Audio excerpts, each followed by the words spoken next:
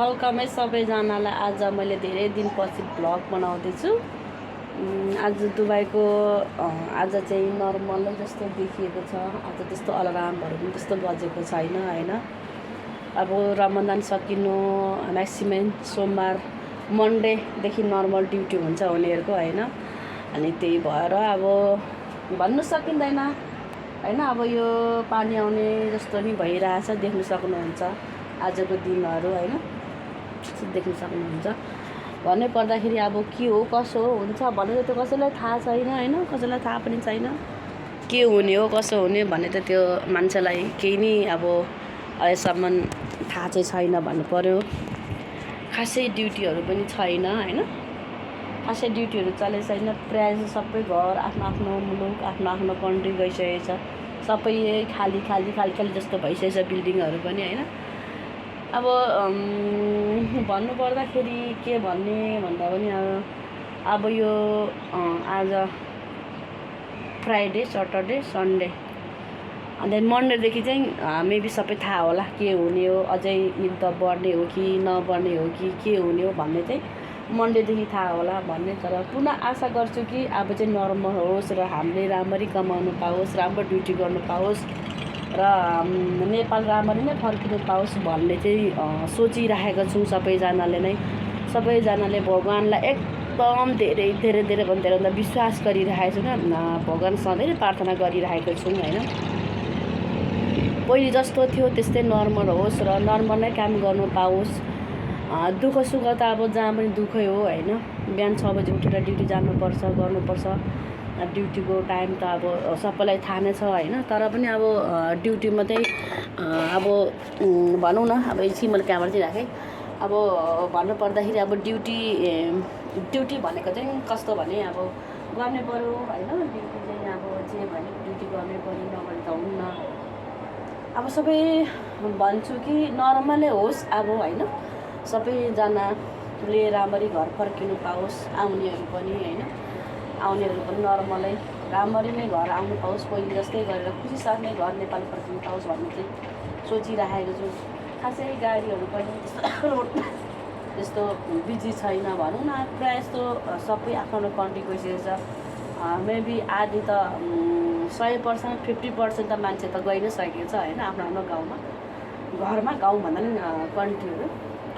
अब हामीले सोचिरहेको छौँ कि अब यो मन्डेदेखि उता चाहिँ नर्मलै हुन्छ कि अब भन्छ कसैको कसैले भन्नुमा आउँदा चाहिँ दोस्रो युद्ध गर्छु भन्ने भन्छ। दोस्रो युद्ध नै गऱ्यो भने चाहिँ सबैजनालाई भन्छु कि त्यो युद्ध चाहिँ नहोस् हैन, त्यो चाहिँ नहोस् भन्छु म।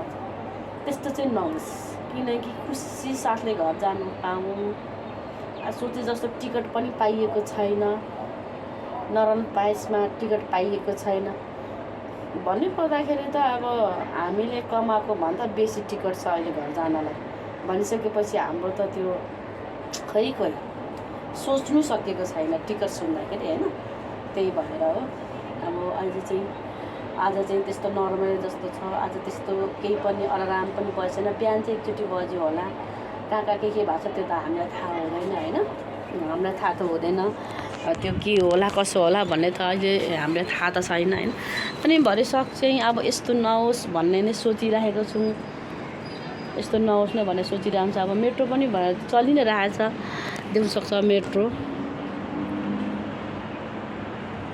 मेट्रो चलि नै रहेछ हैन। मेट्रोहरू पनि चलि नै रहेछ।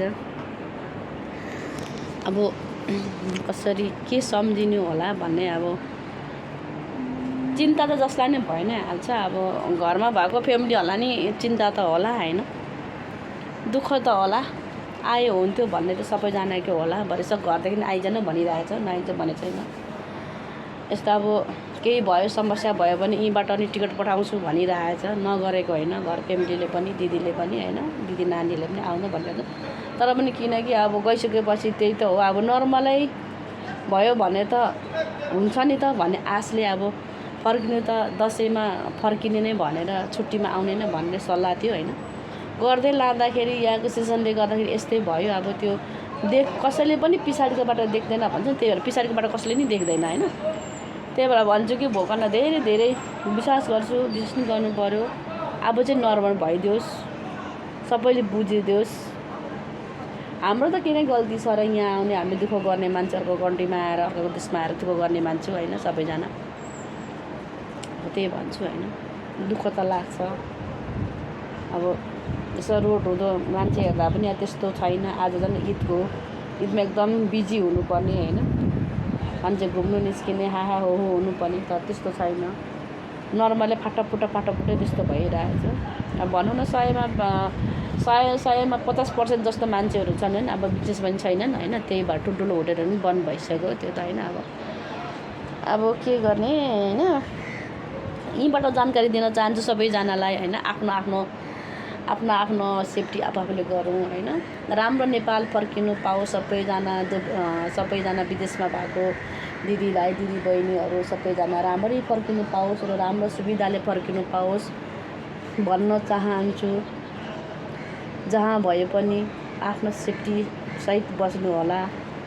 पहिले जस्तो जताभाइ महलतिर डुल्ने घुम्ने नगरौँ, किनकि आफ्नो सेफ्टी आफूले गर्नुपर्छ होइन। अब यहाँ को हो के हो भन्ने कोही छैन। सक्यो अब लागिहाल्यो मरिहाल्यो सक्यो त्यति हुन्छ। अनि भरसक आफ्नो सेफ्टी गरौँ भन्ने चाहिँ सबैलाई नै थाहा पनि छ होइन, भनिराख्नु पर्दैन। यही हो अब धेरै कुरा त के भन्ने र। अब यहीँ मैले चाहिँ बाल्कुनीबाट 2-3वटा टिकटक बनाएँ।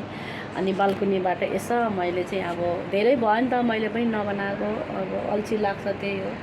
पार्कतिर गएर बनाउने सोचै थियो, तर पनि अलिकति जानु मन लाग्दैन कि के होला भन्ने हुन्छ नि त। त्यही भएर मैले यहीँबाट बनाएँ, यहीँबाट भने। सबैजनालाई धेरै धेरै धेरै धन्यवाद र सम्झेको छु। आफ्नो केयर गरेर सबैजना टेक केयर, लभ यु। मेरो धेरैले त हेर्नुहुन्न होला, मेरो युट्युबमा गएर हेरिदिनु हुनेले यसो लाइक कमेन्ट गरिदिनु होला भन्दै 2-3 शब्द यहीँ राख्दै म बिदा हुन चाहन्छु। आजको दिन पनि ठिकै छ, घुम्नु जाने जस्तै छ, तर के गर्नु घुम्नु जानु पाइँदैन। हस् त सबैजनालाई अब चाहिँ यहाँ राख्छु। अनि नमस्ते, यति नै हो मेरो चाहिँ भन्नु पर्ने। सबैजनालाई miss you all miss you, love you, धन्यवाद, thank you, okay bye, love you.